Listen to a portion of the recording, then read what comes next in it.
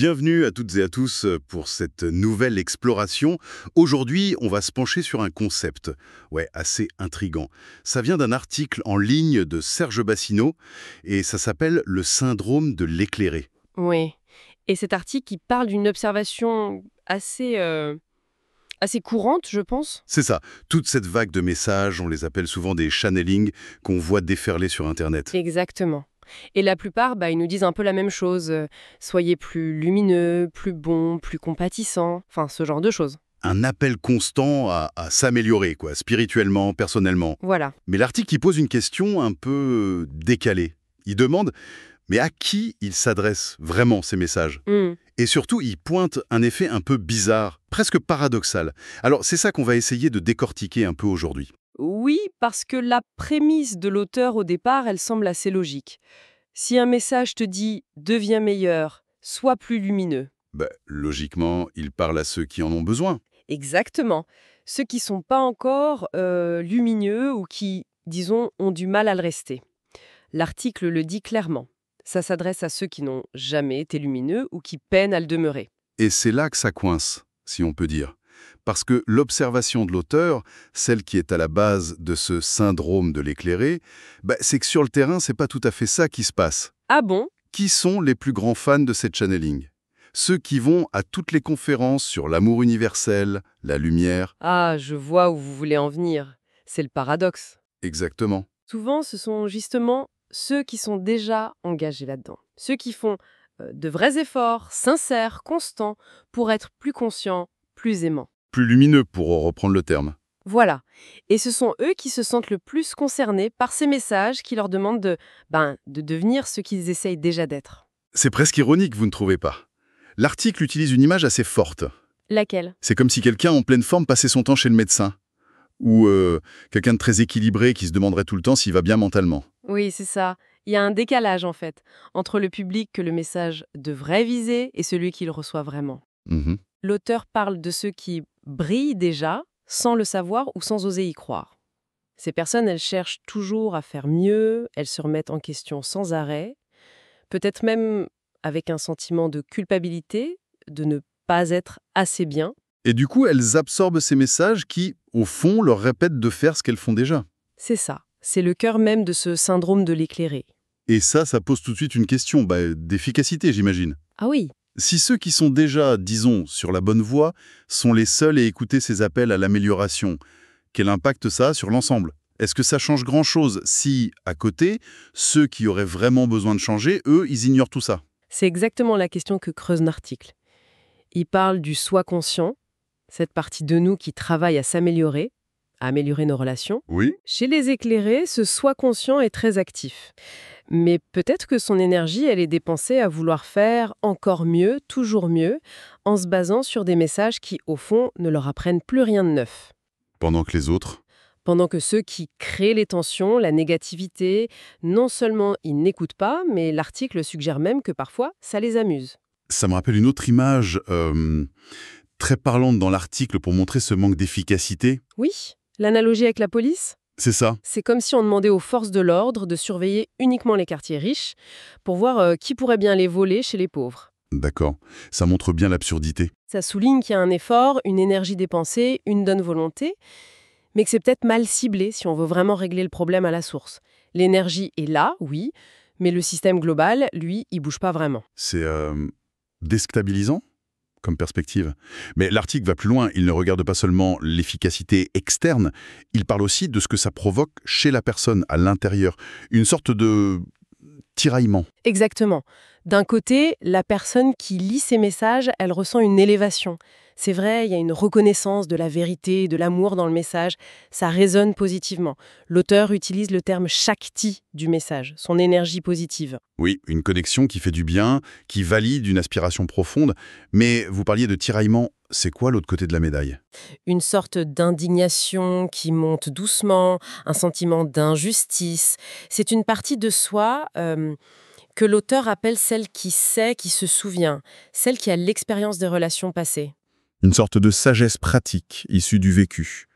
Et qu'est-ce qu'elle dit, cette petite voix intérieure, d'après l'article? Elle dit, en gros, fais attention, ne rejoue pas le rôle de la victime qui se sacrifie. Ah oui, Ton expérience t'a montré qu'essayer d'aimer sans condition celui qui te fait du mal activement, souvent ça lui inspire juste du mépris ou ça l'encourage à profiter encore plus. C'est dur, mais réaliste parfois. Et elle ajoute, vouloir briller encore plus fort au milieu de ceux que ça dérange profondément, ça risque juste de les rendre plus agressifs envers toi.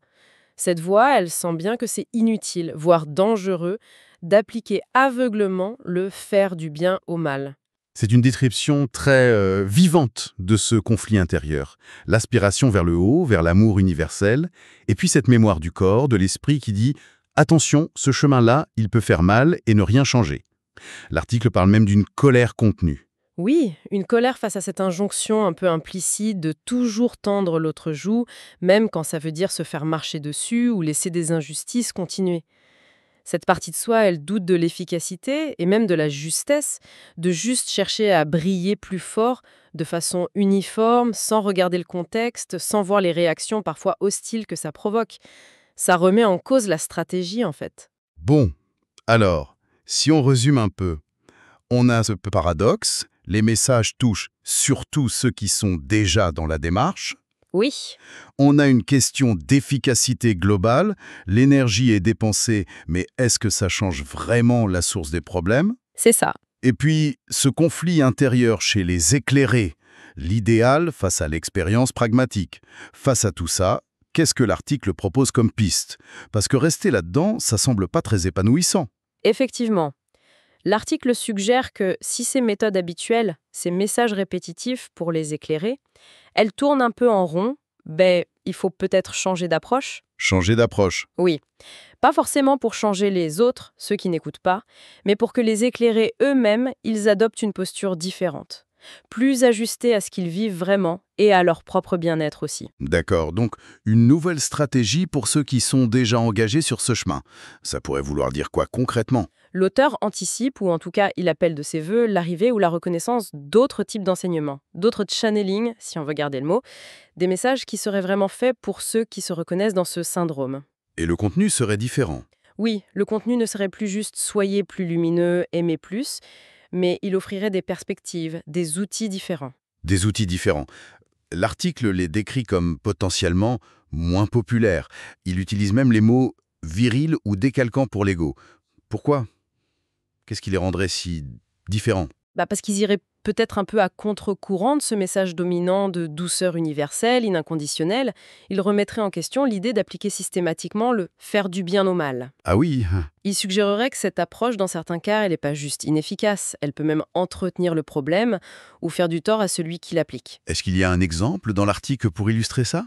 Une approche différente? Oui, l'auteur cite un passage connu attribué à Jésus dans les textes, le conseil qu'il donne à ses disciples quand ils arrivent dans une ville ou une maison où leur message de sagesse est rejeté. Et que dit ce conseil? Il ne dit pas de s'acharner, de forcer, il dit de partir, de secouer la poussière de dessous leurs sandales en signe de détachement et de continuer leur route. Intéressant. Ça suggère une forme de discernement actif. C'est ça. Plutôt que de s'épuiser à essayer de convaincre ceux qui veulent pas entendre ou d'éclairer ceux qui ferment les yeux, il faudrait reconnaître quand il est temps de protéger son énergie et de la mettre ailleurs. C'est un peu ça. C'est tout à fait ça. Ça implique de choisir consciemment où et comment on investit sa lumière, son temps, son énergie. L'article suggère que ces enseignements-là, plus virils dans le sens de plus affirmés, moins dans la complaisance, seraient sans doute moins suivis par le grand nombre. Pourquoi? Parce que ça bouscule. Oui, parce que ça bouscule des idées reçues assez confortables. Mais pour ceux qui s'y retrouveraient, ça pourrait être un moyen de, l'auteur dit, se muscler l'âme, de renforcer leur confiance dans leur propre jugement et de sortir de ce rôle un peu subi de victime impuissante. On passerait d'une sorte de passivité bienveillante à une action éclairée, plus affirmée, qui inclurait la possibilité de dire non, de poser des limites, de s'éloigner de ce qui est toxique ou stérile. C'est une lecture possible, oui. Ça pointe vers une plus grande autonomie spirituelle. L'individu ne chercherait plus seulement à coller à des idéaux universels, parfois un peu coupés de sa réalité, mais il apprendrait à écouter son propre ressenti, sa sagesse intérieure, pour choisir ce qui est le plus juste, le plus bénéfique pour lui. Et peut-être aussi pour le monde, mais par une action plus ciblée. reconnaître sa propre lumière et décider soi-même comment l'utiliser. En conscience, oui. Mais alors, question très pratique. Si on se sent concerné par ce syndrome, si on ressent ce tiraillement, ou on cherche ces approches différentes, si elles sont moins populaires, comment on les trouve? Sur ce point, l'article est plutôt optimiste. Il dit que ces approches alternatives, ces vérités différentes, elles sont déjà là. Il ne s'agit pas d'attendre une révélation tombée du ciel, c'est plutôt une posture de chercheur qu'il faut adopter. Un chercheur actif, Oui, et la clé, selon l'auteur, c'est d'oser chercher sans peur au cœur ni au ventre. sans peur, ça veut dire quoi? Peur de quoi, au juste? De sortir des sentiers battus spirituels? Peur de trouver des choses qui nous bousculent? Sans doute un peu tout ça. Et aussi peut-être la peur de se tromper, de tomber dans le mensonge. L'article invite à dépasser cette vision très binaire. D'un côté, la vérité, souvent celle de l'amour universel, et de l'autre, tout le reste qui serait faux ou dangereux. Alors qu'il pourrait y avoir plusieurs vérités, plusieurs approches valables. C'est ce que l'article suggère. Et l'enjeu, ce serait de trouver celle qui résonne le plus fort avec qui on est au fond. Donc sortir du cadre, confortable mais peut-être un peu étroit, d'une seule voie officielle de la lumière, pour explorer un paysage plus nuancé, plus personnel. L'accent est vraiment mis sur la résonance intérieure, j'ai l'impression. Absolument. Comment on sait si une voix, un enseignement, une perspective est juste pour soi? L'article propose un critère ultime. Et ce critère, il n'est pas extérieur, c'est pas une autorité, pas un dogme, c'est intérieur. Une boussole intérieure. Oui, et très pragmatique, basé sur les effets concrets que ça a dans notre vie. Et quel est ce critère alors? La conclusion de l'article est assez frappante là-dessus. Il dit « Il n'existe pas de vérité plus haute et désirable que celle qui vous apporte plus de paix, plus d'amour, plus de joie et de plaisir en tout genre. » Ah oui, c'est direct. Le guide ultime, c'est l'augmentation réelle du bien-être authentique. Plus de paix intérieure, plus d'amour pour soi et pour les autres, mais de façon équilibrée, plus de joie de vivre. Et même, l'auteur ajoute le plaisir, sous toutes ses formes. Si une approche nourrit ça, alors elle est vraie pour cette personne à ce moment-là. C'est une invitation très forte à s'écouter. À être honnête avec soi-même. Le baromètre final, c'est notre état intérieur réel. Pas juste notre accord intellectuel avec un idéal, même très beau. On déplace le centre de gravité. De l'extérieur, se conformer à un message, vers l'intérieur, écouter sa propre résonance. C'est une démarche d'autonomisation en fait. Oui, et ça demande du courage. Le courage de remettre en question des croyances qu'on a peut-être eues longtemps et de faire confiance à son propre ressenti comme guide principal. C'est potentiellement très libérateur, mais c'est exigeant aussi. Bon. Alors, si on essaie de faire une petite synthèse de ce que nous apporte cette exploration du syndrome de l'éclairé à travers l'article de Serge Bassino, qu'est-ce qu'on peut retenir? D'abord, cette prise de conscience du paradoxe. Oui, le fait que les messages d'éveil touchent souvent ceux qui sont déjà éveillés, ce qui crée une sorte de boucle. Ensuite, la question de l'efficacité de cette boucle. Est-ce que l'énergie dépensée par les éclairés à vouloir toujours s'améliorer selon des préceptes généraux, est-ce que c'est toujours le meilleur usage de cette énergie?